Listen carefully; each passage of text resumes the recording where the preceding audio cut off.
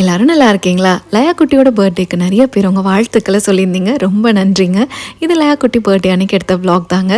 காலையிலே கோவிலுக்கு போயிட்டு வரலான்னு பிளான் பண்ணனால சிம்பிளாக தோசை, முருங்கைக்காய் சாம்பார் காலையிலத்துக்கு பண்ணிவிட்டு லஞ்சுக்கு க்ரீமி டொமேட்டோ பாஸ்தா தாங்க கொடுத்து விட்ருந்தேன். அப்புறம் குடும்ப ஸ்வீட்டான கேசரி பண்ணாமல் இருப்போமா, அதையும் பண்ணியாச்சுங்க. சாமிக்கெல்லாம் வச்சு படைக்கலாம் தாங்க. அப்புறம் கோவிலுக்கு போயிட்டு வந்தோங்க. ஸோ இங்கெல்லாம் கோவில் காலைல 8 மணிக்கு ஓப்பன் பண்ணுவாங்க. முதல் ஆளாக போய் அட்டண்டன்ஸை போட்டாச்சுங்க.